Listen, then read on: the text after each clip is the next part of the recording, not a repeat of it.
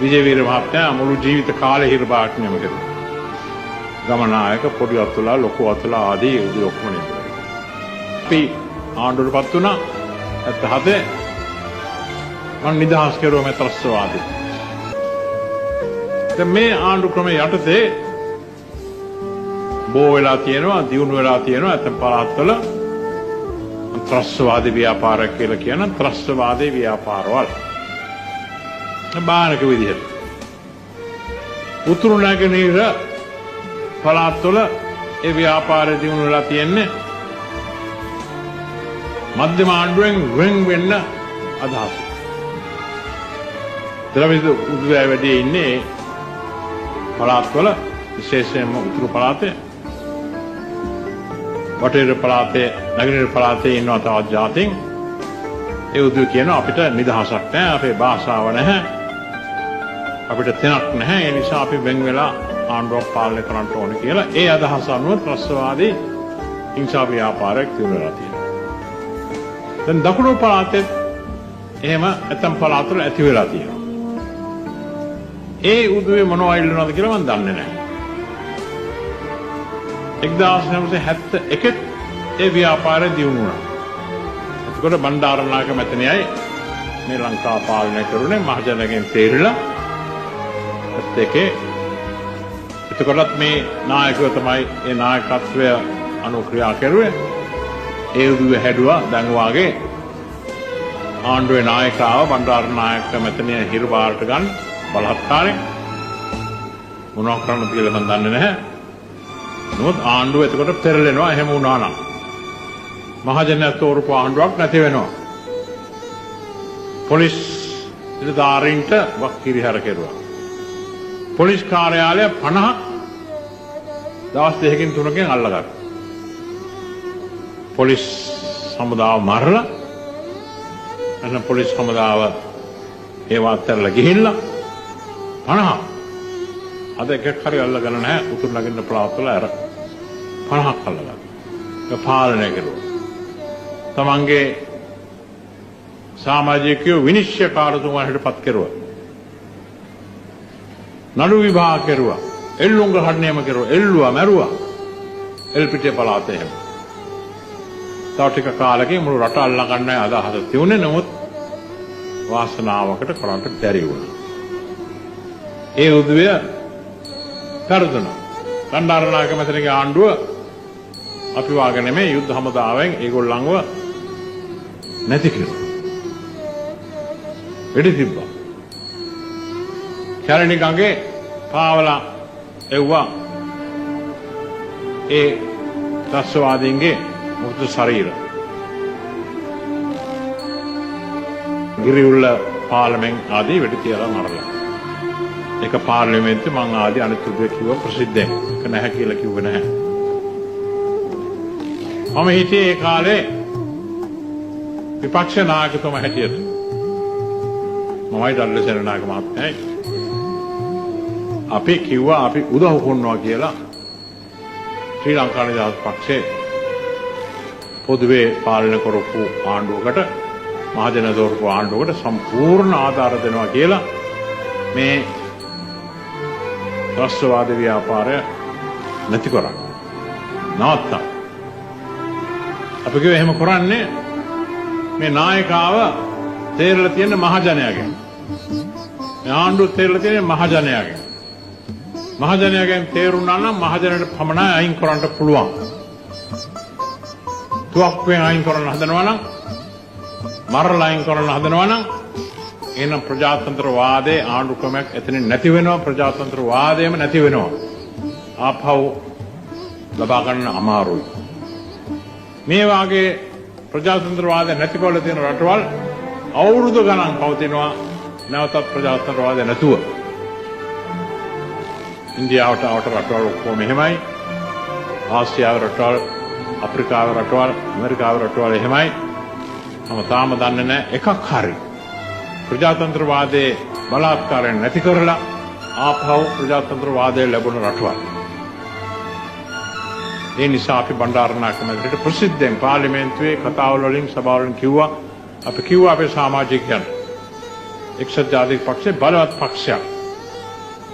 සියෙන් ඒ කාලේ 45ක් විතර ඡන්දදායකයෝ එක්සත් ජාතික පක්ෂයට උදව් කරන්න කියලා. උදව් කෙරුවා. ඒ එක හේතුවක්. ඒ වෙලාවේ ත්‍රස්තවාද ව්‍යාපාරය මැඩපවත්වා. මේ උදවිය අල්ලගෙන අඩු විභාග කළා හිරුබාරට නියම කෙරුවා. විජේවීර මහත්තයා මුළු ජීවිත කාලේ හිරුබාරට නියම කෙරුවා. ගමනායක පොඩි අතුලා ලොකු අතුලා ආදී උදවිය ඔක්කොම නියම කෙරුවා. එතකොට 1977 බණ්ඩාරනායක මැතිණිය අවුරුදු 7ක් පාලනය කළා. අවුරුදු 5ක් පාලනය කරන බලය ලැබුණේ නමුත් ඒක අවුරුදු දෙකක් දෙක කෙරුවා. ජනමත චාරණකින් නොවේ.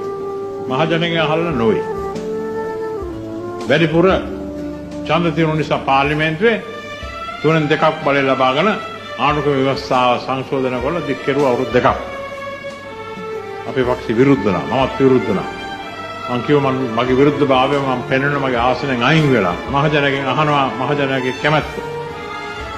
ආශ්ුණා. ඒකට මම දකුණු කොළඹ හිටියා. දකුණු කොළඹ නැවත අතුරු මන්ත්‍රී තරඟයක් තිබුණා. වැඩිපුර ඡන්ද 26000කින් පත් වුණා. මහජනයා අනුමත කෙරුවා අපේ අදහස ආණ්ඩුවේ කාලෙ දික් කිරීම ඡන්ද විමසීමක් නැතුව ජනමත විචාරණයක් නැතුව පාර්ලිමේන්තු බලෙන් වැරදි කියලා. අපි එහෙම කරුවේ නැහැ. අපි මහජනගෙන් ඇහුවා. මහජනට බලය තියෙන ඕන දෙයක් කරා. මහජනට බලය තියෙන අද තියෙන ප්‍රජාතන්ත්‍රවාදයේ වෙනස් කළා රාජ්‍යයක් ඇති කරා. අපි රාජ්‍යයක් නැති කළා ප්‍රජාතන්ත්‍රවාදයේ ජනමත ආණ්ඩුවක් ඇති කළා. ජනාධිපති ආණ්ඩුවක් ඇති කළා. මහජනයා කෙරුවේ. මහජනගේ ඡන්දය. එතකොට මෙතනට පුළුවන් වුණා ඒ ත්‍රස්තවාද ව්‍යාපාරය අහෝසු කරන්න. අපි ආණ්ඩුවටපත් වුණා. 77 මම නිදහස් කෙරුවා මේ ත්‍රස්තවාදී. මේ උදවිය නිදහස් කෙරුවේ හිංසාවාදය අත්හැරලා ප්‍රජාතන්ත්‍ර ව්‍යාපාරයට ඇතුළු වෙනවා කියලා පොරොන්දුවක් උඩයි. විජේවීර මට හම්බුණා. ඒ 78 අවුරුදු 5ක් මේ ත්‍රස්තවාදී ව්‍යාපාරය ඒ පොරොන්දු අනුව වැඩ කෙරුණා. විපක්ෂ හැටියට නොඑක් මන්ත්‍රී තරඟවල ඉදිරිපත් වුණා. දිසා මණ්ඩල පළාත් සභා ජනාධිපති තරඟය 1982 ඔක්කොම පෙරදුනා. එතකොට මට ආරංචි ලැබුණා පොලිස් නිලධාරීන්ගෙන් දැන් මේගොල්ලෝ ආපහු පටන් ගන්නවා තමන්ගේ පන්තිවල හිංසාව දේශනා කරනවා. හිංසාවෙන් තමයි ආණ්ඩුව පෙරලන්න පුළුවන්. ඔක්කොම ඡන්ද පෙරදුන නිසා වෙන්න පුළුවනි. හිංසාව දේශනා කරන්න ප්‍රති සමිති 20ක් විතර තිබුණා. සමාජිකයෝ ඉන්නවා ගණනාවක්. තවත් ඇති වුණොත් ආණ්ඩුවට අමාරු වෙනවා. මේ ව්‍යාපාරය පාලනය කරන්න හිංසා නිසා තමන්ගේ දේශපාලන පක්ෂය ආනන් කෙරුවොත් හොඳයි කියලා ඒ සාක්ෂිය උඩ තහනම් කෙරුවා. 1983 එදා ඉඳන් උතුරු පළාතේ පටන් ගත්ත දකුණු පළාතේ ක්‍රමක්‍රමයෙන් පටන් ගත්ත හිංසා බලය 1987 ඉඳන් වැඩි වුණා. දැන් අපි මොකද්ද කරන්නේ මේක?